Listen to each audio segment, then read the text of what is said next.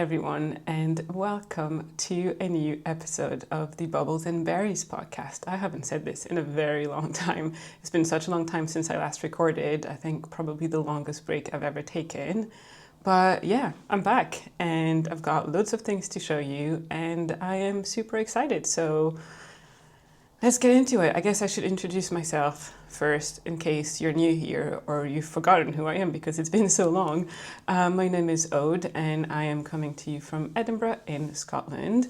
I am the person behind Bubbles and Berries, which is my small business where I make hand embroidered stitch markers. I'll put pictures on the screen because it's much easier to show you that way. Speaking of stitch markers, I am doing a shop update pretty much at the same time as this video goes up. So if you wanted to get some for yourself or for friends or whatever, if you wanted to shop, then now is a good time for it. The way I do things is that I open the shop, I take in the amount of orders that I can make for the next 2 or 3 weeks, and then I close the shop again, and then I do a shop update later on. So yeah, things tend to sell out a bit. So yeah, anyway, just to give you the information, the shop is open right now and I'm taking orders right now. So yeah.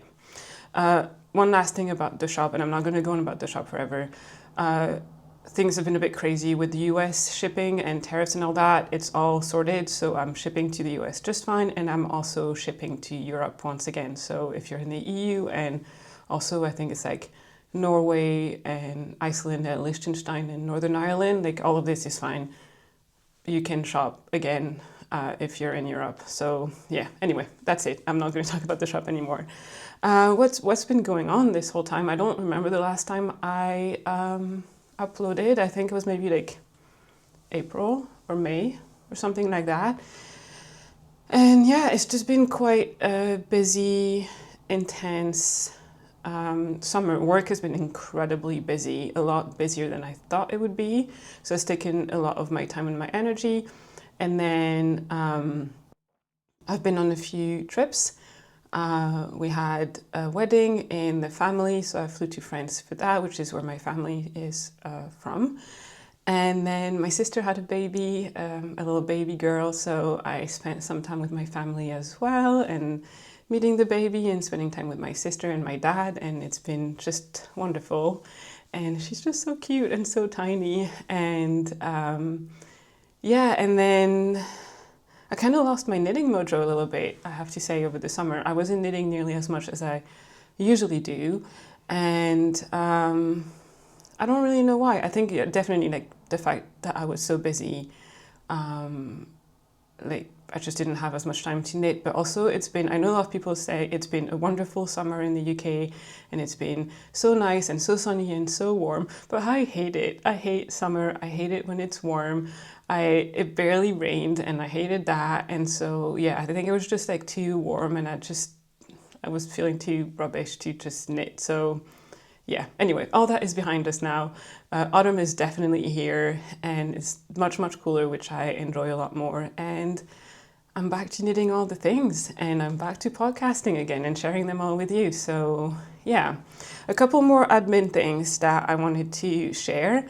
One, before we get into the actual knitting and the actual podcast. One is that I will be going to Dublin for the Dublin Fibre Festival as a visitor, not as a vendor. It's in mid-October and I'm going there for a few days with my friend Rebecca of Journey Through Yarn. And I'm very excited. I love Dublin. I used to live there. Well, I lived there for a few months when I was at university. And yeah, I just love it. And I'm really looking forward to a little break and a nice yarny weekend away. So if you're going there as well and you see me around, please come and say hello. It'd be lovely to meet you in person. And then another thing is that there's a new yarn store that recently opened in Edinburgh. And I'm mentioning it because it's fantastic, first of all, and a friend of mine is actually running it, but it's called Fiber Yard, and I will put their Instagram and their website and all of the information if you want to have a look at it. It's like easily accessible from the city centre, so if you're coming to Edinburgh and doing a bit of a tour of all the yarn stores in Edinburgh, then definitely stop by. And what I really, really love about it is that it stocks a lot of the yarns that are quite hard to find elsewhere in the UK, specifically a lot of the Scandi yarns. So the Hillesvag yarns, the Rauma yarns, the Kos yarns, as well as like all sorts of other like natural fibers. And so yeah, so even if you're not in Edinburgh, it's a great place to order those yarns because there's only a few shops that actually sell them in the UK. So yes, shameless plug for my friend. All right, that's all, I think. I'm also boiling in this sweater.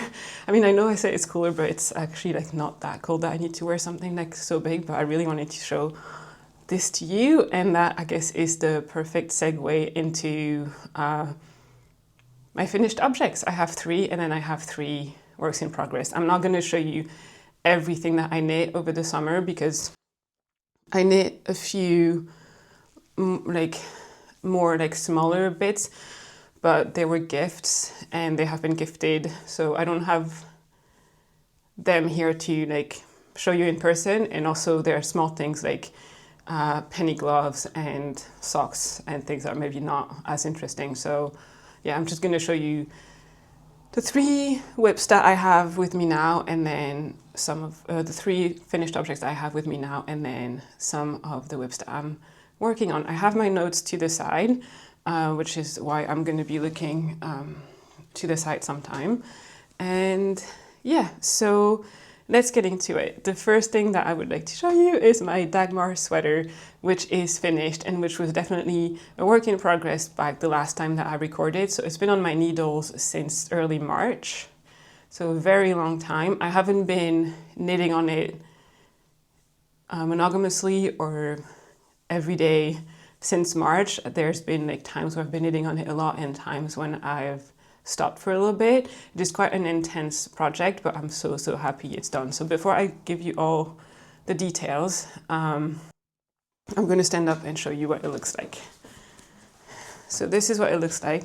I'm so happy with how it came out. I'm going to turn around.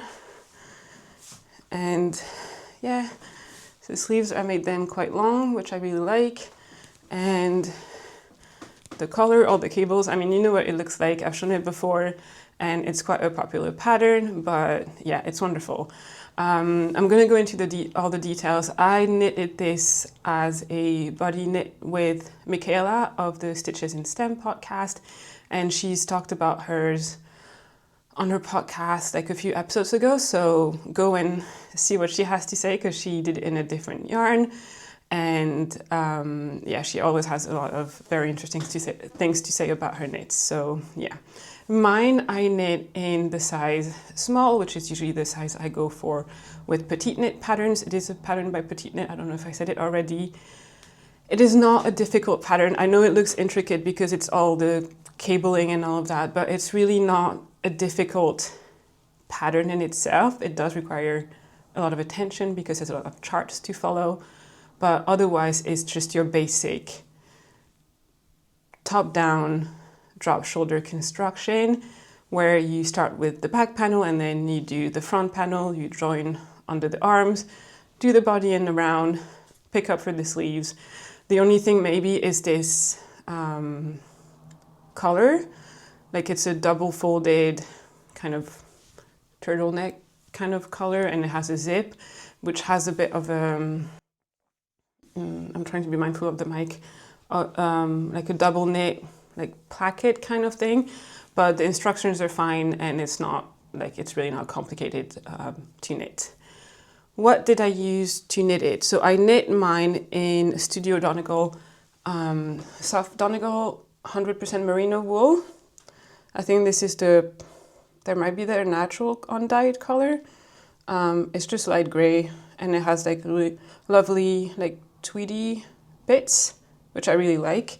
It is not the yarn recommended in the pattern, but it works just fine. I think I'm a little bit out of breath because I don't really talk that much anymore. I think it has, so mine has 190 meters to 100 grams, and I think the one used in the pattern is maybe 160 meters, so mine is slightly thinner, but it didn't prevent me from getting gauge. I think I got gauge like mostly fine. To be honest, it's so oversized that it doesn't really matter that much if there's a little bit of a gauge difference. I knit mine on 4mm needles.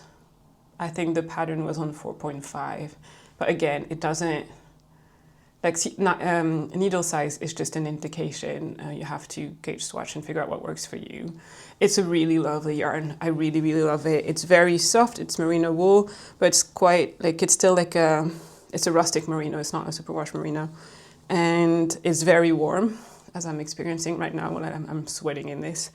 And yeah, it will be the perfect piece to wear this winter.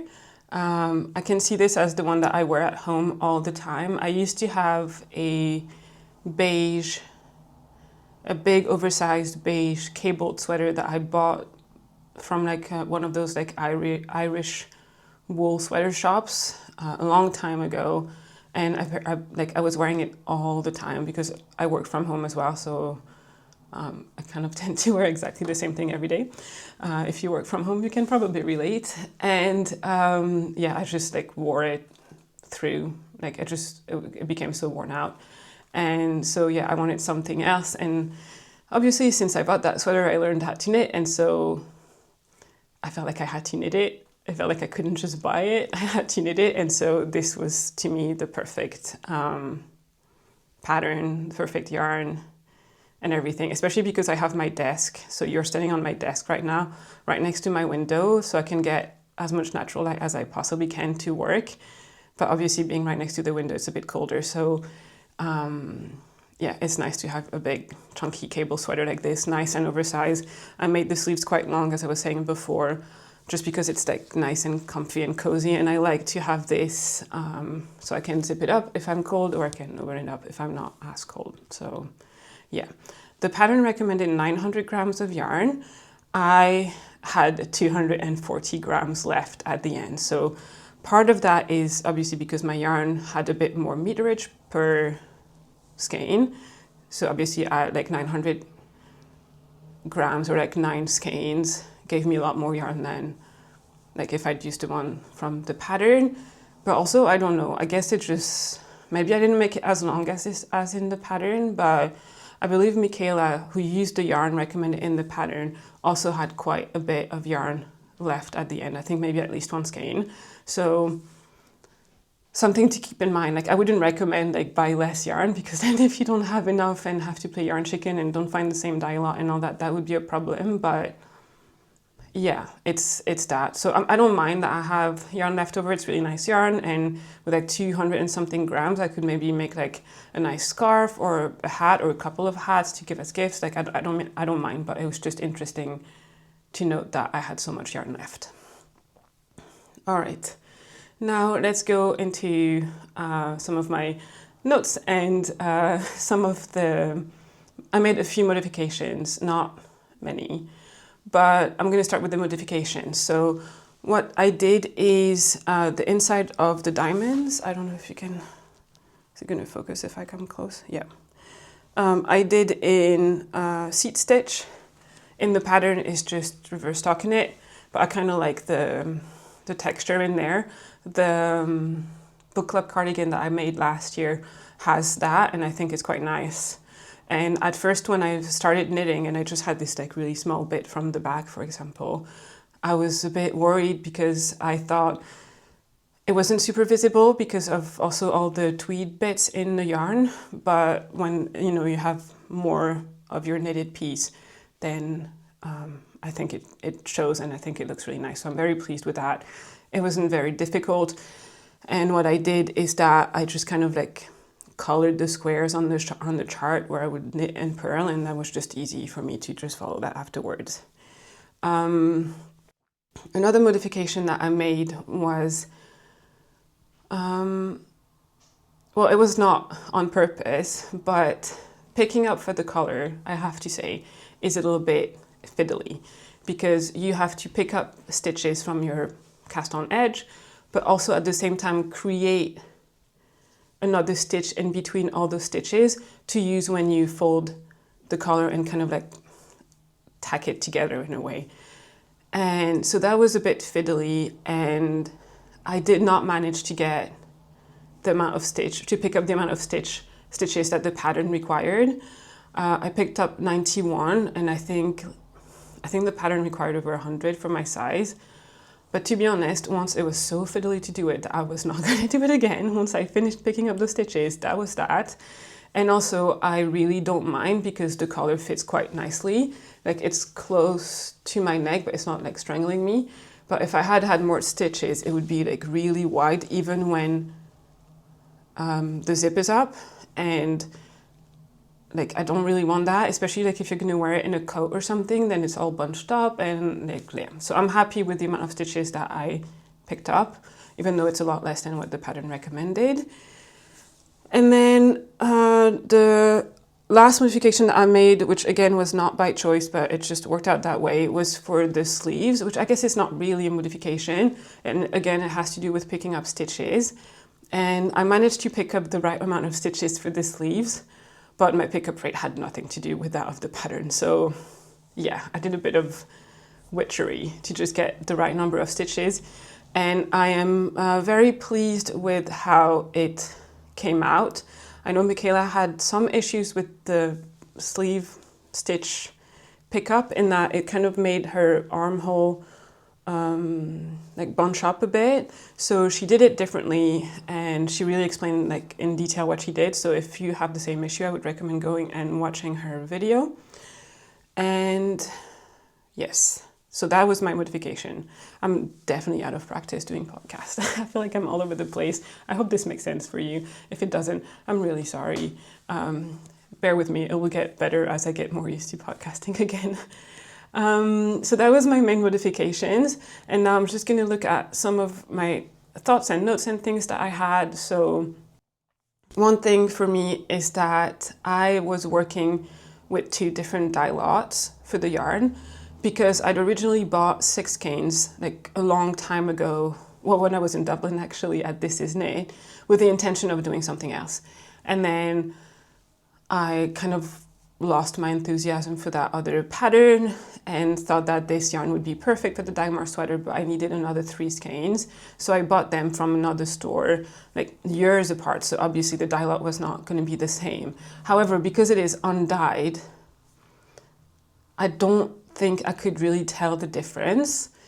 But just to be safe, what I did is that I did most of it in the original yarn, like the one that I had 6 skeins of, and then I did the collar, the cuffs, and the bottom rib in the different dye lot, so that if it was a bit different, it wouldn't matter so much.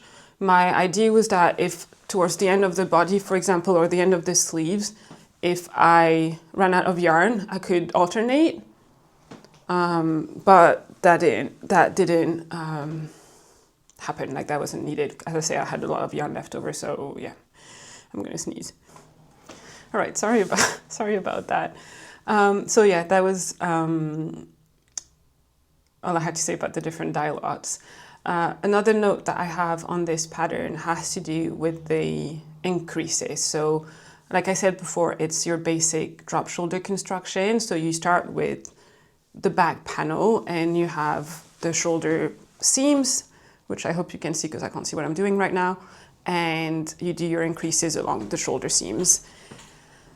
And in this pattern, there's 8 different kinds of increases, which is a bit overkill, I will say, because, so there make one right and make one left.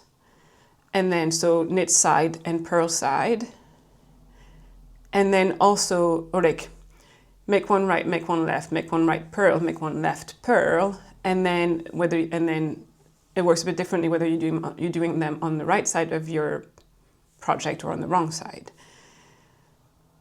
The thing is, your increases are right next to that shoulder seam. So your increased stitches are like kind of like tucked in behind or like really close to the shoulder seam, and you can't really see them. And so to me, it's just a bit overkill. Like, I understand why Petite Knit did that, just so the increased stitch matches the pattern. like the cable and where you are in the pattern. But honestly, like they're just not visible, I don't think. So like you'd be fine just to do like make one right and make one left. Right side, wrong side maybe if you want it, but yeah, so if you see this pattern and you start looking at it and you're like, this is just too much, because it is a lot, especially when you start, you're not familiar with the pattern yet.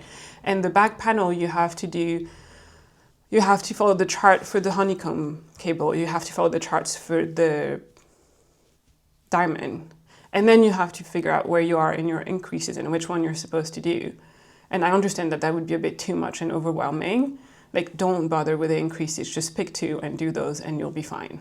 That's what I will say. And that's what I would do if I were to do it again, which I probably won't, because it is a really, really massive project. It's probably the biggest knit I've ever made. But yeah, just so you know. And then one last thing, and then I'll be done talking about this one. Again, just referring to my notes, because I finished this in August. I started it in March. I don't remember half of the things that I did on this knit. One thing is also I did a mid-project block just to like check the fit and make sure that I got the right length that I wanted. But also I did that before ordering my zipper, because my zip opening was 21 centimeters before blocking, but the pattern recommended using a 23 centimeter zip. And I just wanted to see if it would grow to 23 centimeters with blocking, so I could order that zip. And if not, like I could just find another zip that would fit better, or just know that I would have to shorten it a bit. In the end, it grew to 23 centimeters, and it was perfectly fine. And yeah, the zip fitted really well. I got the Petite knit one, but I didn't order it from her. I ordered it. There's one shop in the UK who stocks some of her stuff, so I was able to find it there. I think it was the last one too, so yay me. And yeah, I could have done a better job, I think, at sewing the zip. We'll see. If it bothers me, I'll redo it again, but yeah, like I said, I haven't worn it a ton yet because it's still a bit too warm, but I'm really looking forward to wearing it. I'm so happy to have it. And yes, I'm so happy that it is finished. It was a labor of love, I have to say. It was so much work. It is very rewarding though. It was enjoyable work, I have to say. Like, it was a lot of work, but I really enjoyed it. I really enjoyed knitting on it. I really enjoyed knitting on it with Michaela as well. Like, I think it was great motivation to be 2 people doing it at the same time. And then we were knitting in more or less at the same pace, but then maybe one of us would need to take a break for a reason. And so the other one would like keep going a bit. And so that would like motivate the other one to like catch up afterwards or like pick it up again. It was really great. And it was a lot of fun. So yeah, if you have the possibility or the opportunity of doing a little bit of a body knit like this, it's really fun. But yeah, all right, I'm gonna stand up one last time to show you what it looks like, and then I'm gonna change outfits and wear my other finished object because it's really cool and I'm really excited. I think it's a bit less hot than what I'm wearing right now, and yeah, I can only do it justice if I wear it. So yeah, last look at the Dagmar sweater. I can't wait to wear it. And yes, that's what it is. All right, I'll see you in a minute with the other thing on. All right, here we are. So this is my other, my second finished object, which you have seen on the podcast before. And this is my Evina cardigan. Let me see if I can put this a bit lower. There we go. This is my Evina cardigan by Heidi Petersen. And again, I think I was knitting on this still in my last podcast episode. Again, I can't remember when I last recorded, but I finished it in early June. And yeah, I don't think I recorded after that. So yeah, so like I said, this is the Evina cardigan by Heidi Petersen. This is a mix, as you can see, of knitting and crochet, which is really what drew me to this pattern. I thought it was so much fun, and I hadn't really seen many projects like this before. So I knit mine in the size medium. I have to say, this is not the most size inclusive pattern. It does have a lot of positive ease, which gives you a little bit of wiggle room, but yeah, not the most size inclusive pattern. I think it's maybe not her most recent pattern, so maybe the newer ones are more size inclusive, but yeah, just putting it out there. It's also fairly bare when it comes to instruction. Like, it doesn't hold your hand. For example, it doesn't tell you what kind of increases to use. It just tells you to increase. So you can choose whatever you want, which in a way is nice, but sometimes it's nice for them to also tell you what to do. But yeah, it's not a difficult pattern at all. And just one last thing on the pattern. This pattern was gifted to me by one of you guys, so thank you so much for that. Yeah, I'm very grateful. So the pattern, I'll talk about the yarn in a minute, but the pattern is knit kind of bottom up. But so you first start by doing granny squares for the body section. Then you sew all the granny squares together, so you have this panel. Then you pick up stitches at the bottom for your ribbing. And then you knit the sleeves bottom up as well. And you join everything together to do your yoke. So it's just like basic raglan, and then you do a double knit bottom band all the way around. So I guess bottom up are not my favorite, or like bottom up patterns are not my favorite, but I think in this case it just made sense to do it this way, and it worked out really well for me. Again, because it's supposed to be quite oversized, you do have a bit of wiggle room, and it's not like, if it's not super, like, it works. It's not like it has to be super fitted, and if it's not exactly right, it doesn't fit. It fits fine. So yeah. The yarn that I am using is, so the pattern requires 1 strand of a fingering weight yarn and then 2 strands of mohair. So for fingering weight, let me see if I can show you. Oh, that's probably a cat hair of some sort. There we go. So this is what the fabric looks like. So for the 1 strand of fingering weight yarn, I used woolly knit, 100% British wool. It's a cone that I've had for ages, in the shade dark apple green. Yeah, dark apple green. And then for the mohair, I used 2 strands of the Easier silk mohair in the shade 57. So the mohair was a lot lighter than the fingering weight yarn, and at first I wasn't entirely sure that it would work or make a nice color, a nice fabric, but I actually really like it. I really like how it all came together. So yes, did I make any modifications for that? Not really. One thing that I did is for the granny squares. So when you do granny square, you have 1 tail at the center where you started, and then 1 tail at the end.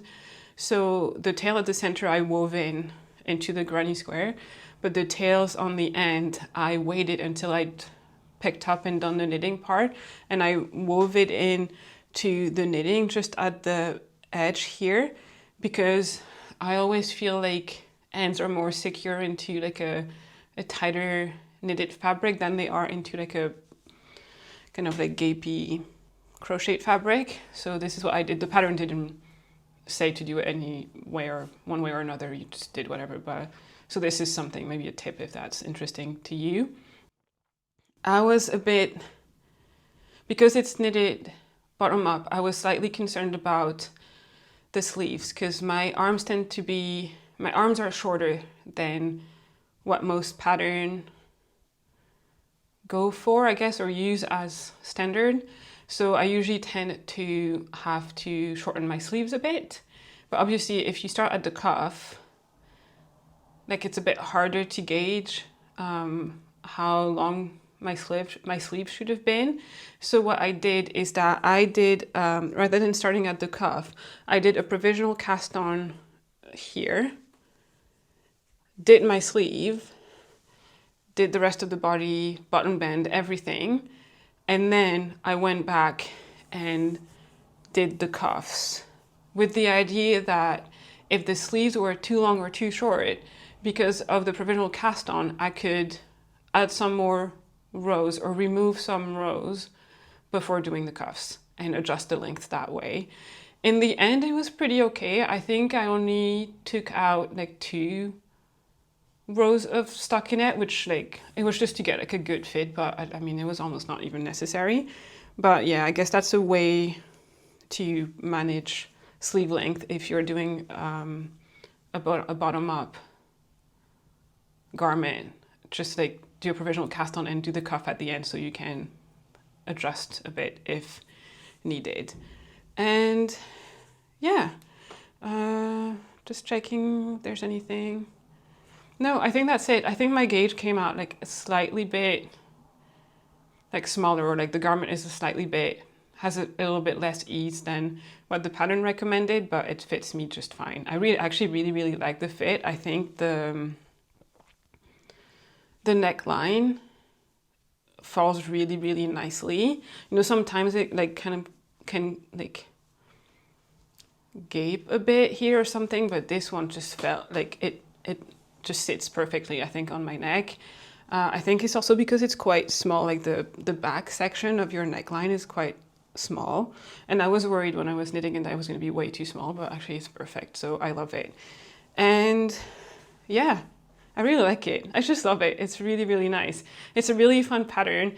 I thought originally that it would go a lot faster than a regular like knitted cardigan, because I thought the crochet bits would be faster. They're not. I mean, they're not to me anyway. I'm not the most proficient at crochet. It wasn't hard, like doing the granny squares and everything, but yeah, it just took the same amount of time as any other garment, really. So yeah, that's all I have to say about it. I'm not going to do another outfit change because that's the only 2 garments that I had, but I guess I can get up and show you again.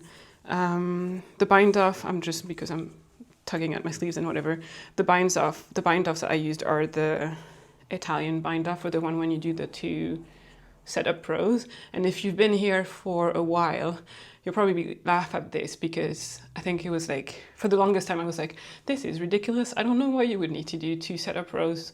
Just go ahead and like just do your sewn bind off right away. I am not going to do this. And recently I've been doing those setup rows for most of my bind offs, and I love it. So here you go. But yeah, so here's one last look at this cardigan.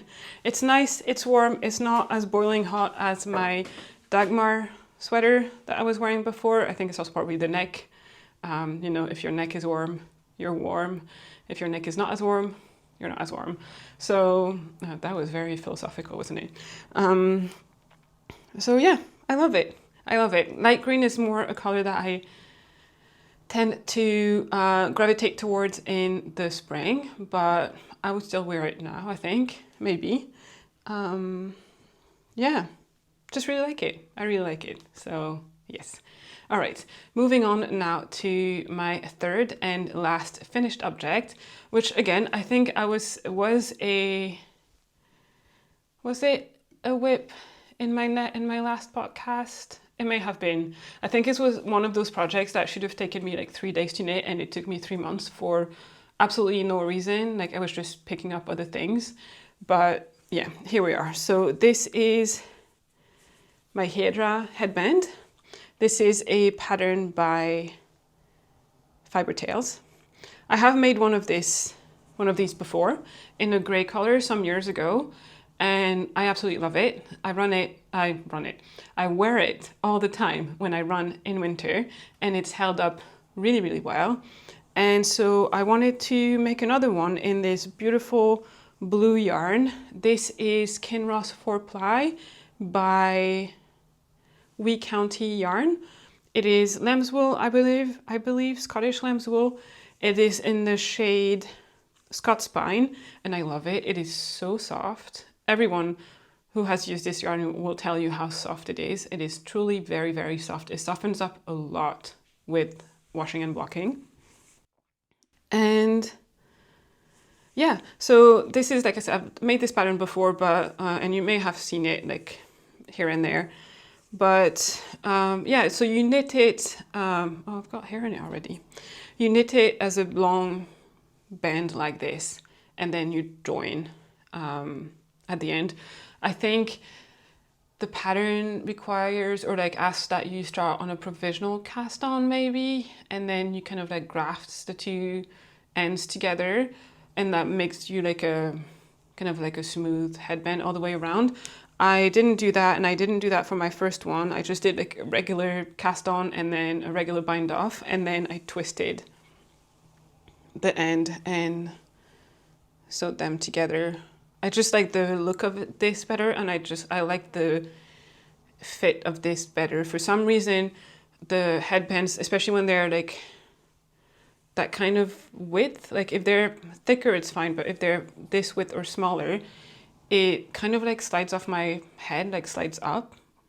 I don't know why, but if I have it not like this, then it really stays in place. Depending on how I'm wearing it or what my mood is or whatever, I will wear the knot part at my neck, or I would wear it at the front. It just, I don't know, it just depends on the day. And yeah, it is a very, very fun pattern to knit. The little like leaf thingy in the middle, that's cable. And then the braids here are really fun. It's like a bit of a signature stitch for Fibertale, is in that you knit the whole time, you knit 2 columns of regular knit stitches, and then at the end you take those out and you unravel them all, which is scary, but it works really well. And then you crochet them back up into a bigger braid. And I love the look of it. Like I love the effect and everything. So yes, I didn't make any modifications other than just the attaching it at the end, and yeah, that's it. So I'm really looking for, again, it's not cold enough right now to be wearing headbands just yet, but I'm really, really looking forward to wearing it this winter. And I will move on right away into my whips, because my first whip is related to this.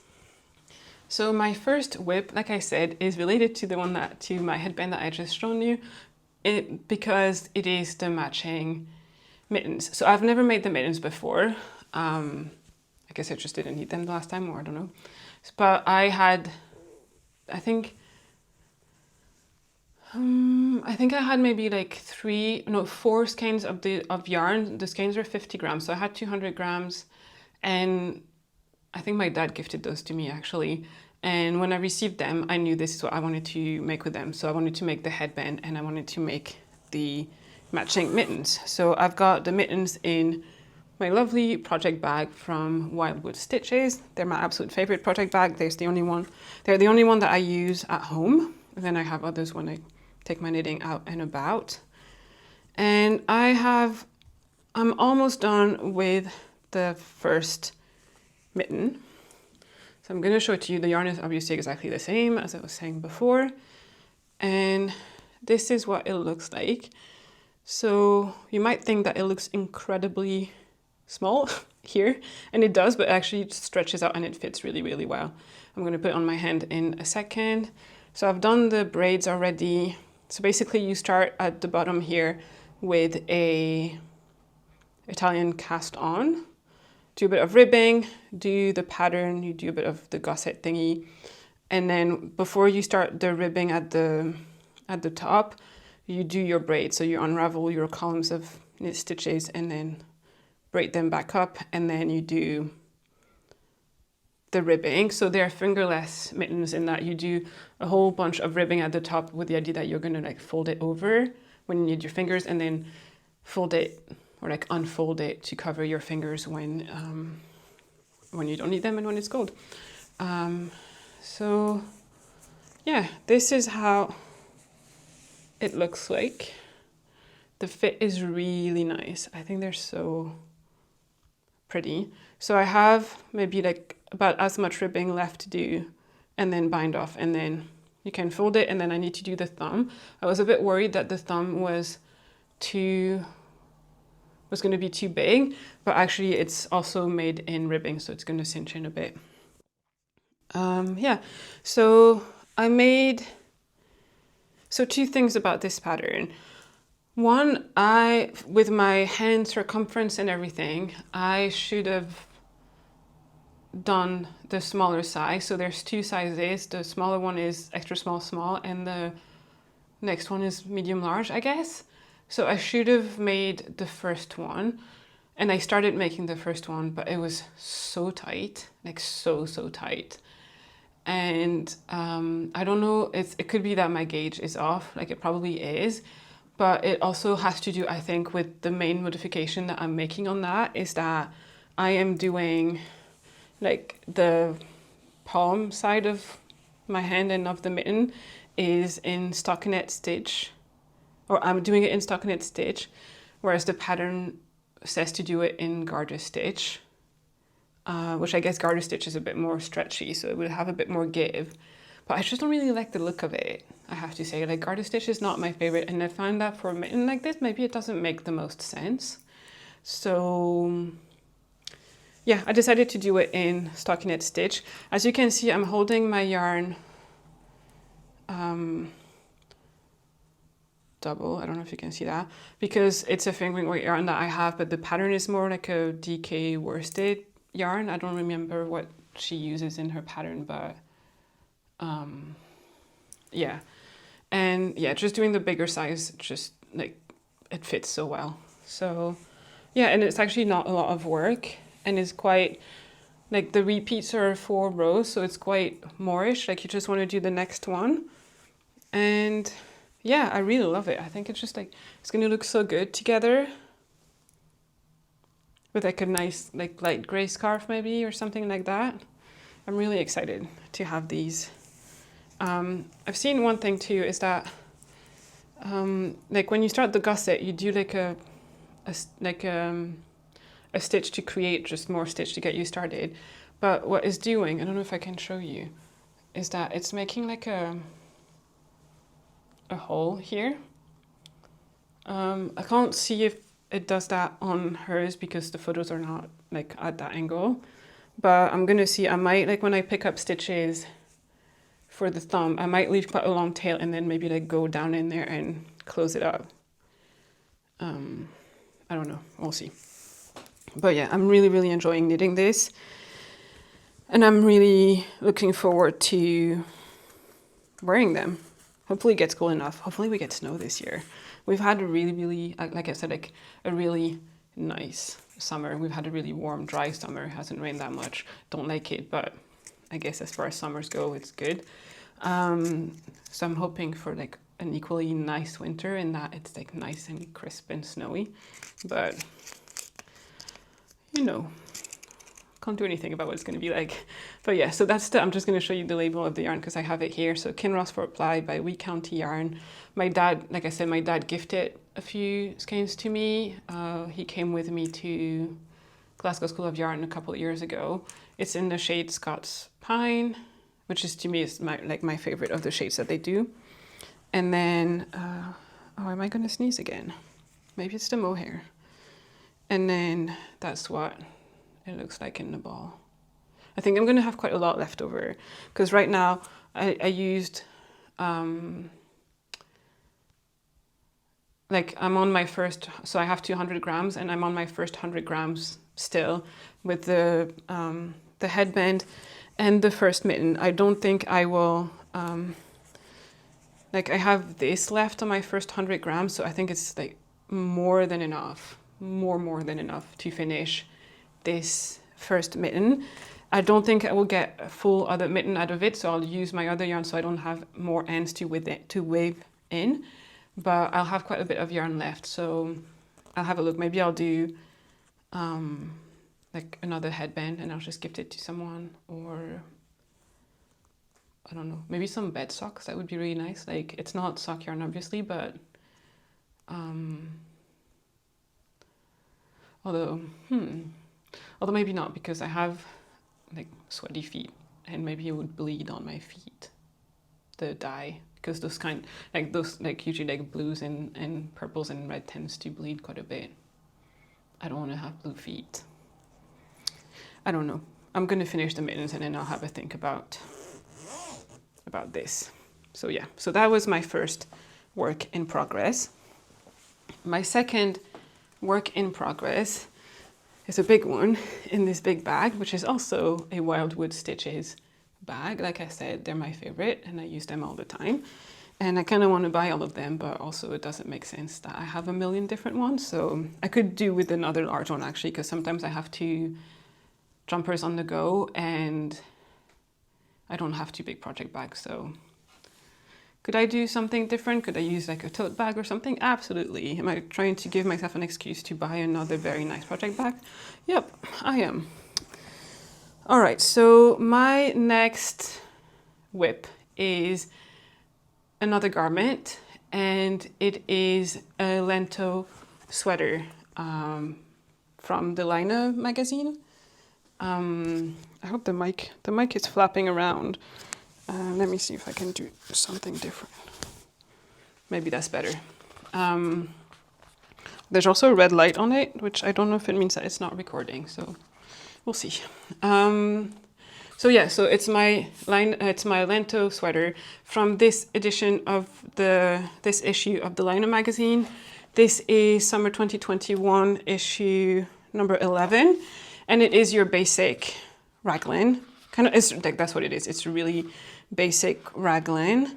Let me see if I can find the photos. Hold on. I like those magazines. They're really nice. 86. Oh, there we go. So yeah, so this is what it looks like, or the picture looks like. It is, the designer is Jonna Hietala. I think she's one of the person who works or worked for Lento at the time. I don't know if she still does.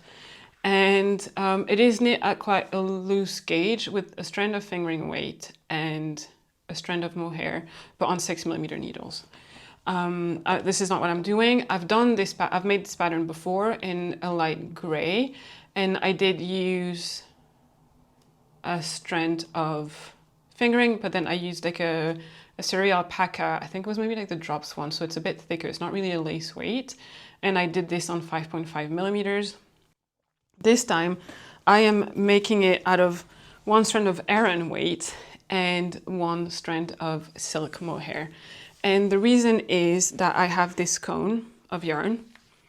This is from Iona, Iona wool. Let me show you the label right here. I've had this in my stash for a long time, like for several years. And I just have the one cone and it's 800 meters, which is not a ton. And so I was struggling to find a project that I could use it for. And then I thought a Lento would be perfect because it does, in the size 2, which is what I'm making, it does require 800 meters of yarn. So yeah, I thought I would give it a go. Originally, I wanted to do it with just this yarn. And so do I have my swatch in here? Yeah. And so I swatched for it, and it was a bit stringy when I swatched it, but then it bloomed a little bit with washing. But even so, I thought it was a bit, I don't know, too like gapey, or I thought it could benefit from a mohair, that I have mohair in my nose, a mohair to sort of like fill up the gaps a bit. The thing is, I really struggle to find a shade of mohair that would match this.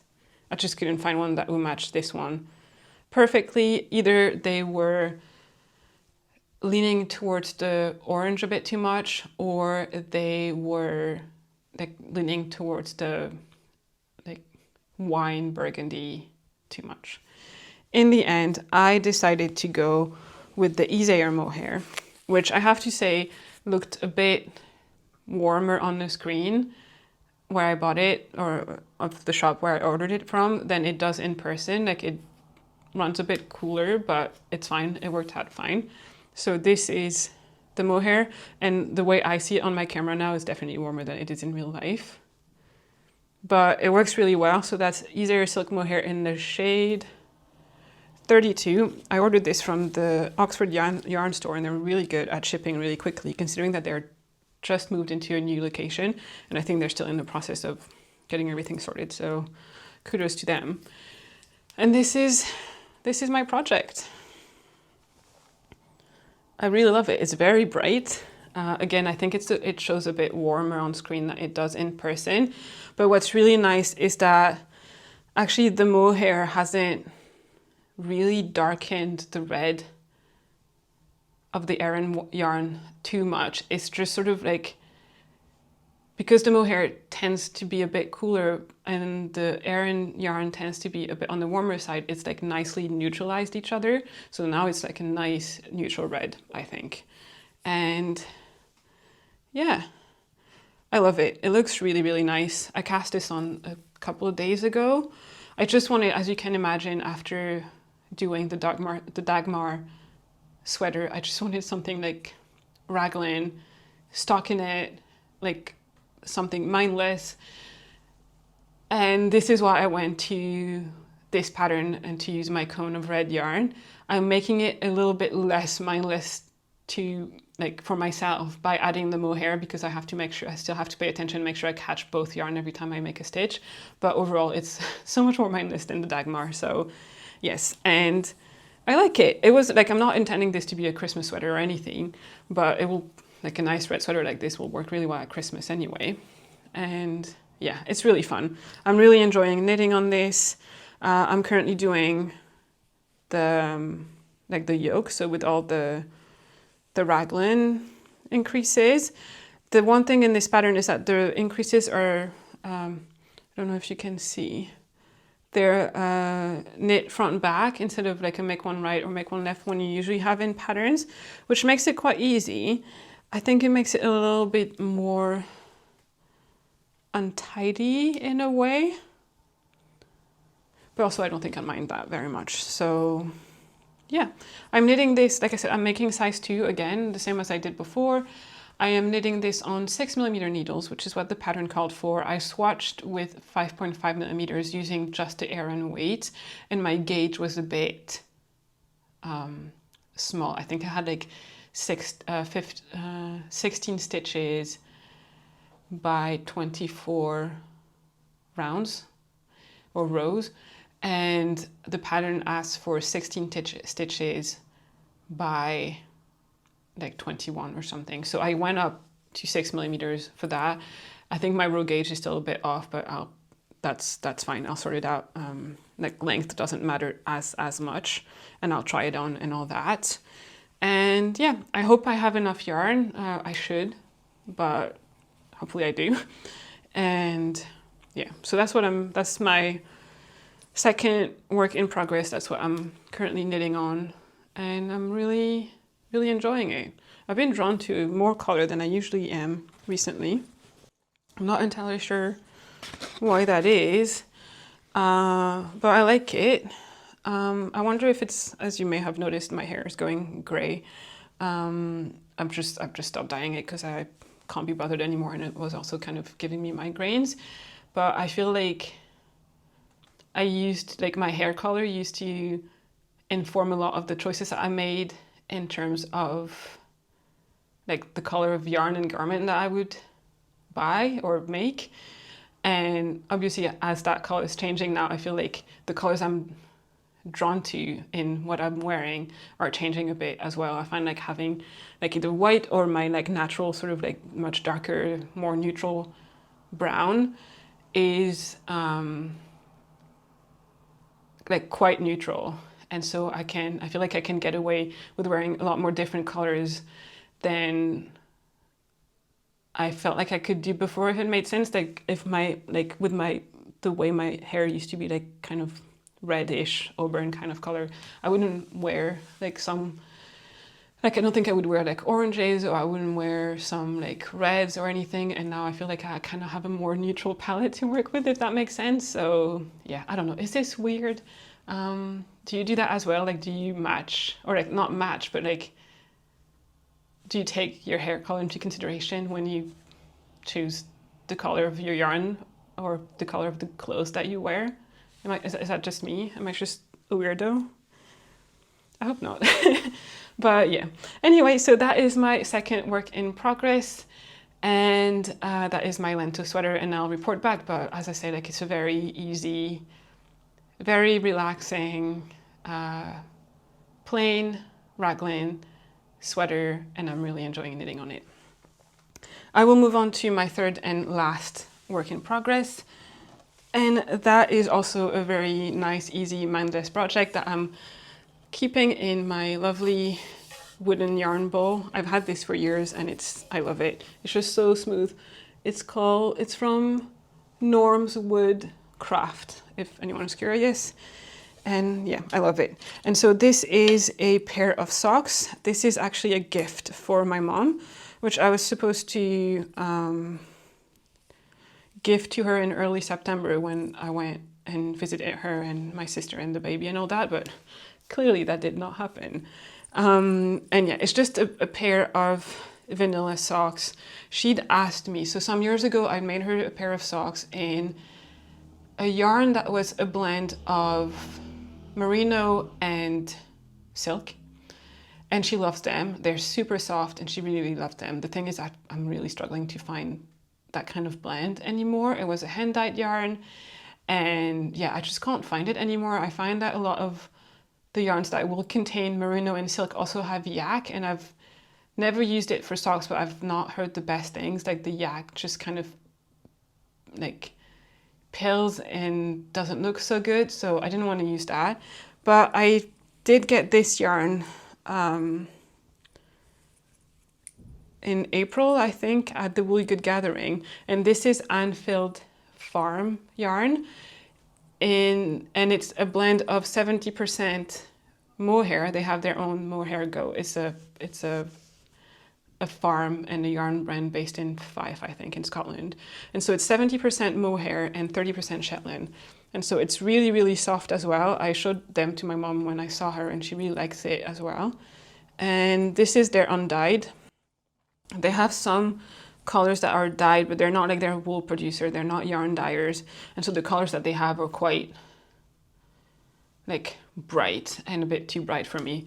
But I really like their natural one. I bought it in DK a while ago and I made socks for myself and I absolutely love them. They're the warmest socks that I own. I wear them all the time in winter. And they just don't like, they're not getting worn. Like they barely felt. And yeah, because like it's a non-super wash, like it's a natural sock yarn as well. And yeah, it's just been wonderful. So I was happy to get a skein of the fingering weight one, sorry, to make socks for my mom. So this is what it looks like. So I have the whole leg done here. And here I'm working on the leg of the second one. And then I'll do, the way I do socks all the time is then I'll do like the heels on both and then the feet on both and then the toes on both. And yeah, as you can see, it's not the most even. It might block out. If it doesn't, I don't really mind. It kind of evens out when you stretch it a bit. I think the yarn is just like, it's 2-ply, and I think in some bits it's just spun a little bit more loosely, but again, I don't really mind. It's a pair of socks and it's going to be very, very warm. And so yeah, I'm trying to, like, this is kind of my out and about project, but I also wanted to finish them like soon-ish before it gets too cold to be able to give them to my mom. I'll just send them in the post. I mean, she lives in the south of France, so she's not going to need them for a little while longer, but still, I don't want them on my needles for too long. I'm knitting this on 2.25 millimeter needles, which is what I usually use for non-superwash sock yarns because they tend to be slightly thicker. So I think this has 350 meters per 100 grams. Like regular superwash sock yarns is more like 400 meters. So I usually go down a needle size so the socks are not too big. And yeah, that's that. It's just a vanilla sock really. But I haven't done socks in a really long time, so it's nice. I enjoy it. I haven't done that many socks this year. Like there's been years where I've done a lot of socks, but this year I think that This might even be my first pair of socks that I'm making this year. Very strange. But yeah, it's fine. I'm just enjoying doing other things as well. So yeah, that was my third and last work in progress.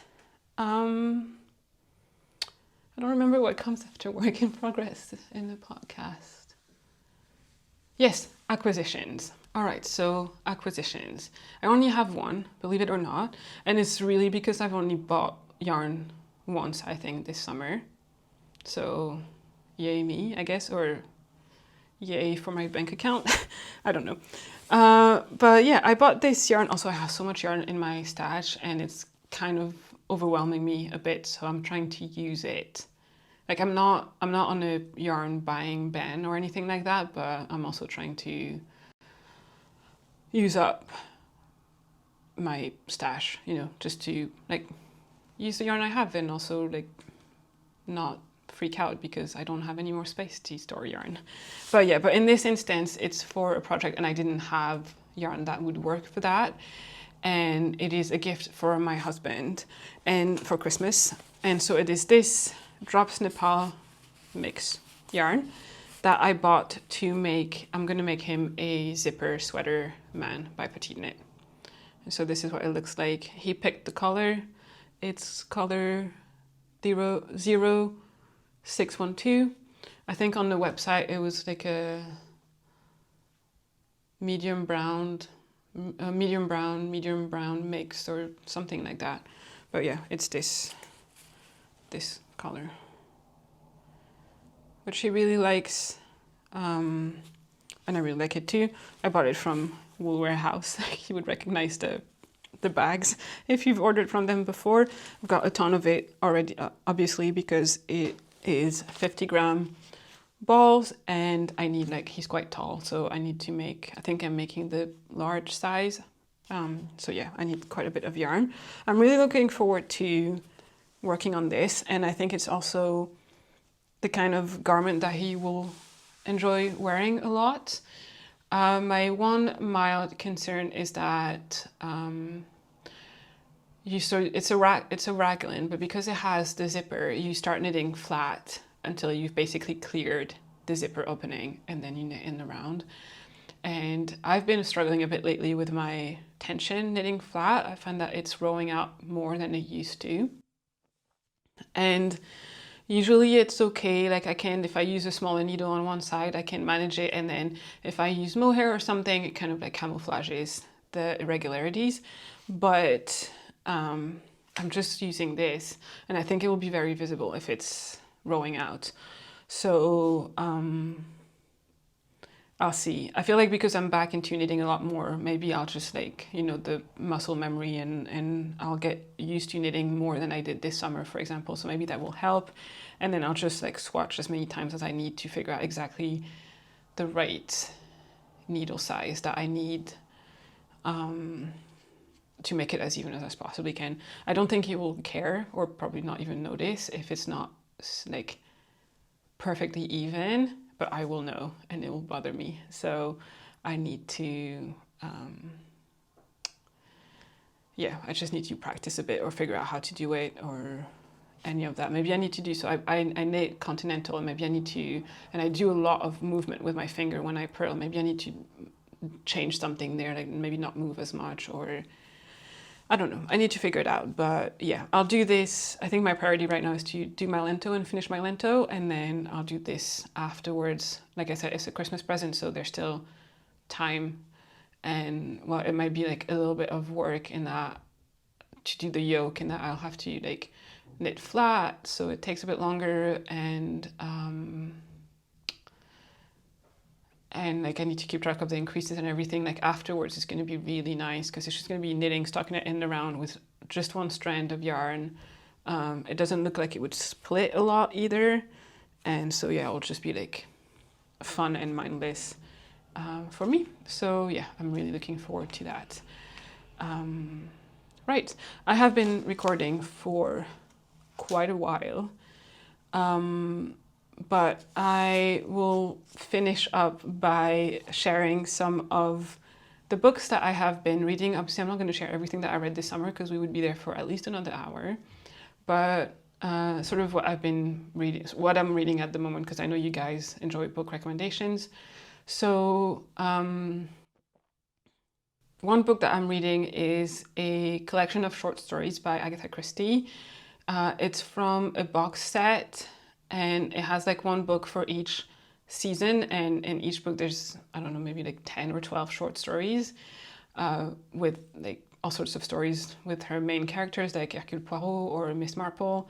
But yeah, it's really fun. So I'm currently reading the autumn one, which I should have brought the book. It's in the other room, but I'll put a picture on the screen. I think it's called Autumn Chills or something. I read the spring one earlier this year, and then I read the summer one. And so now I'm reading the autumn one. So I'm really enjoying it. It's also because it's short stories. I'm not committing to reading the whole book, so I can read like a story here and there in between other books. So that's been really fun. And then the other book that I'm really reading at the moment and really enjoying is the new Thursday Murder Club. It came out like 2-3 days ago. I bought it right on the day that it came out. And yeah, so far, really good. I mean, never disappoints. You know, like I love Thursday Murder Club.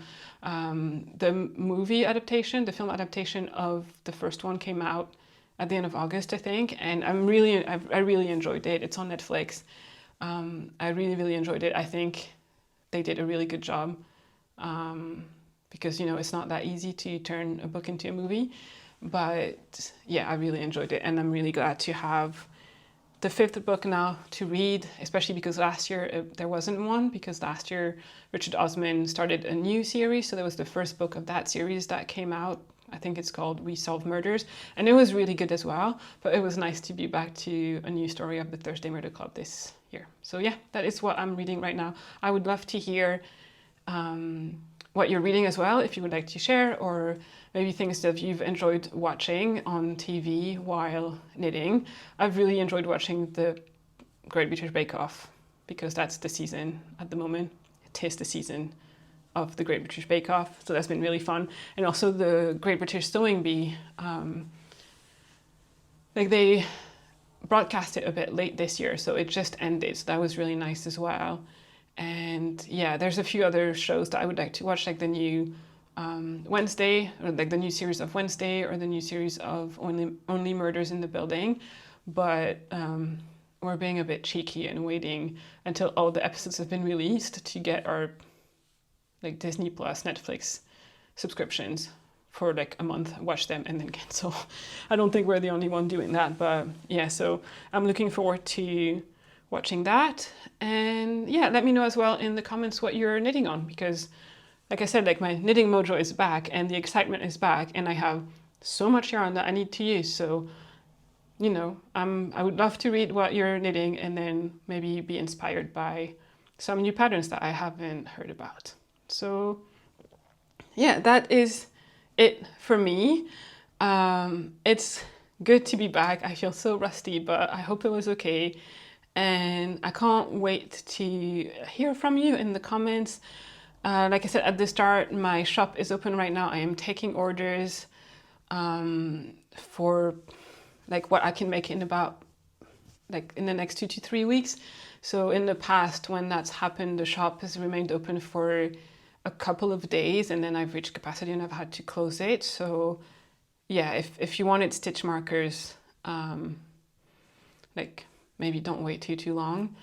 And yeah, I will try, like I want to record again to like get back to a regular schedule of every 3 weeks, maybe every month. So I will do my best to do that. So yeah, I'll see you again very soon. Bye.